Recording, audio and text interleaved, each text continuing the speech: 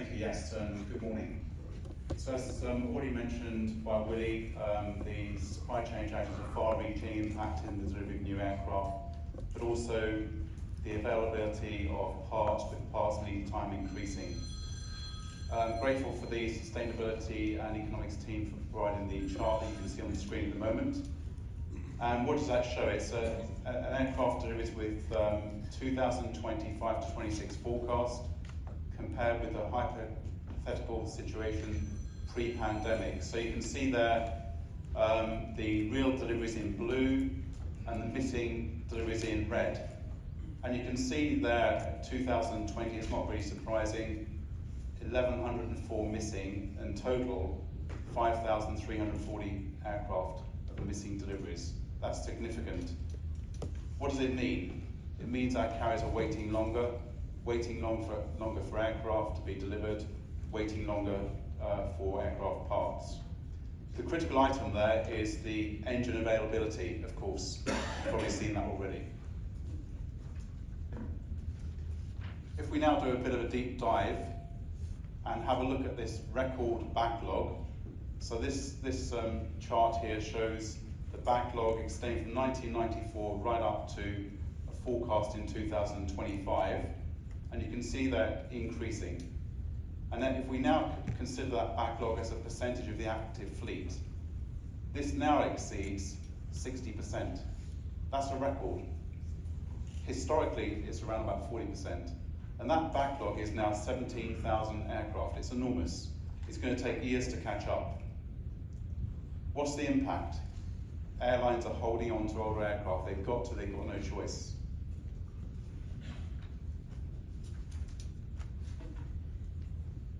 Let's have a look at some of these numbers again. So delivery shortfall, 5,300 plus aircraft. If we actually look at that figure though, if an airline orders an aircraft today, it's going to take roughly 6.8 years to be delivered. That's significant. What was it in 2018? 4.5 years. So you can see a significant increase. And there's an appetite to get those more efficient aircraft on board, of course. The backlog of 17,000 aircraft plus today, well, that backlog in 2019 was 13,000. Again, it's increased. One of those reasons for that is aircraft certification. New aircraft are taking longer to certify, and we know the appetite to get those new, more efficient aircraft is there. 5,000 aircraft in storage is surprising, but not surprising when you think about some of the reasons behind that. Aircraft are being parked up, waiting for parts and also overhaul, where capacity is constrained. And as mentioned by Willie, in the reports that IATA and Oliver Wyman published earlier on this year, the estimated cost to industry of the supply chain challenges in 2025, $11 billion. It's enormous. And as already mentioned, it's not one single item, it's multiple, and I'll have a look at that, break that down in a second so you can see those details. So an obvious one is the fuel efficiency. 4.2 billion in delayed fuel savings. That's because new aircraft are more efficient, but also they also have a positive impact towards our sustainability goals. What about the maintenance costs? Older aircraft require more maintenance. They need the heavy checks. They take longer to schedule. These checks have increased in time. Engine overhauls are now taking on average 75 days. Landing gear has increased from 90 to 120 days. It impacts the time the aircraft's in the hangar. It impacts the maintenance cost. What about 1.4 billion extra spares inventories? Why? Because airlines are waiting longer for spare parts to be delivered. They must make sure they've got enough stock in place to keep the aircraft operating. So that's the reason behind that issue there. And of course, they need to have a buffer. And then we've got $2.6 billion in excess engine leasing, as mentioned by Willie. Yes, the engines are taking longer to overhaul. They must have spare engines. These sort of leasing costs have escalated, of course, with demand, and that explains that enormous figure that in total, as mentioned, $11 billion. So what are we saying? We're saying that there needs to be some actions taken. We do need to open up the aftermarket. It's already mentioned that there's a capacity problem in MROs, but in some cases these are being tied to licensing deals. They don't have, the airlines don't have, or maintenance providers don't have the choice of where they can get the aircraft or engines overhauled. That needs to be opened up, allowing more capacity in the system. Enhancing supply chain visibility. We need to have visibility over the demand, so therefore we need to share that demand across the system. You probably know that the aircraft production is very constrained. There's a number of huge suppliers that supply the production of aircraft, but they need to know the demand from all these different suppliers. Need to know the demand to work out what do they need to ramp up. And then we will find that the airlines, if that could be achieved, visibility across the supply chain, maybe that would improve the situation and they wouldn't need to hold so much spare stock to keep the aircraft serviceable. The use of data. We know the use of data is very valuable. It's not just the amount of data, it's what we actually do with it. A good example of how can we actually use that data to make a difference. Predictive maintenance. We use predictive maintenance in cars. It is used in aircraft maintenance as well. It's a much smarter way of doing maintenance because you actually can predict when you're going to schedule the maintenance, where in the network that's going to be done, as opposed to relying on dates and cycles, which was the typical method used to calculate maintenance schedules in the legacy way.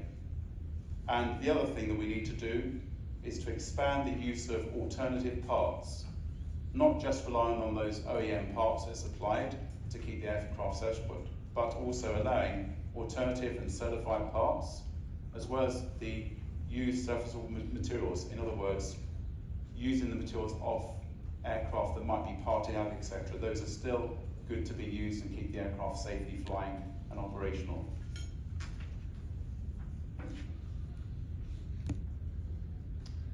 Hope you enjoyed those figures. Thank you very much. Great, thank you, Stuart. Willie, any last words on supply chain before we move on? No, just to say that clearly there's a lot more behind the obvious disruption that has been evident, and we'll continue to look at opportunities to reduce the impact on the industry because the figures are eye-watering, particularly when you put them into context with the levels of profitability that the industry is expected to make. Great, thank you. Since we're talking about partners or people that the airlines rely on to do business in the value chain, you've long taken an interest in airports and ANSPs and their performance. Have you seen any encouraging trends in 2025, or how would you look at 2026, and what are your expectations? Encouraging trends. Not really. I think in ANSP's air traffic control, we're producing a report today which will demonstrate that the level of ATC delays have significantly increased, more than doubled in the past 10 years, despite only I think about a 6-7% increase in traffic. And these are delays specifically attributable to ATC and ignore the delays caused when ATC goes on strike. So it's just looking, if you like, at the business as usual activities of the air navigation service providers. And it is extremely disappointing. You know, we keep highlighting the significant environmental impact that the single European sky would have. Could reduce CO2 in Europe by about 10%, 10 to 12%. We've been promised the single European sky. The bureaucrats slap themselves in the back and congratulate when they reach agreement that actually achieves nothing. And at the same time, they're ignoring the fact that the problem with the industry is that the ANSPs, the air navigation service providers, are not doing their job.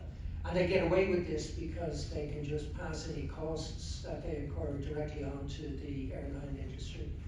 And worse than that, we have the same regulators then looking at the customer compensation, consumer compensation EU 261, and it becomes very clear that the large contribution that these ATC delays make, the bill for that is being borne by airlines through compensation that we have to pay to our customers, and the people who cause the problem are getting away scot-free. So it is continues to be an area that we are frustrated, disappointed, but we haven't given up hope, because I think it is often the case that the parliamentarians who debate these issues don't understand the cause of the problem. I don't think it's because they're ignoring the cause of the problem. I just don't think they fully understand the cause of the problem. So on the air navigation issue, we're not making any progress in Europe. We are concerned about issues in other parts of the world. We're concerned about the political use of airspace, which is becoming a bigger issue for the industry. We believe it's completely inappropriate for governments to use airspace as a political or economic measure. So we want to get back to a situation where airspace is available for all users, where there's no safety or security risk. The airspace should be open to everybody to use. And we have seen more and more airspace being closed for pure political reasons, which is clearly a breach of the obligations that these countries make under their under ICAO. So airspace is becoming an area of concern, and is definitely causing an additional cost to the industry. It is slowing down expansion in some parts of the world because of the unavailability of airspace. When it comes to airports, I'm pleased to see that there is a recognition that we need more airport capacity.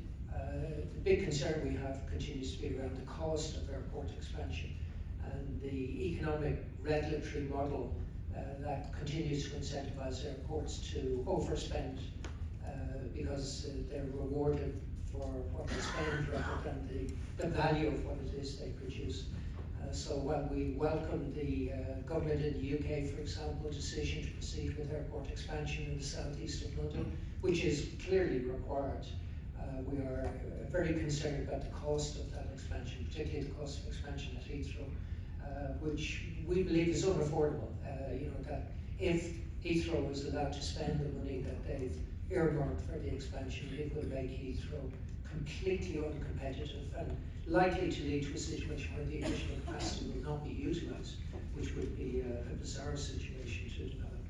So we're seeing, I think, greater evidence of investment in airport infrastructure, particularly in parts of the world where we're seeing fast growth, economies like China and India and other parts of Asia, and that's very encouraging, where there's a clear recognition of the need to provide the infrastructure to enable the industry to grow.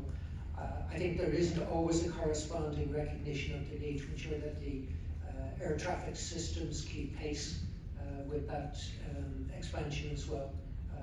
But the positive, I suppose, is that we are seeing a recognition of the requirement to increase airport infrastructure, and there have been some projects which have received approval. That's a positive, but we continue to be concerned about the inefficiency of the air traffic systems globally.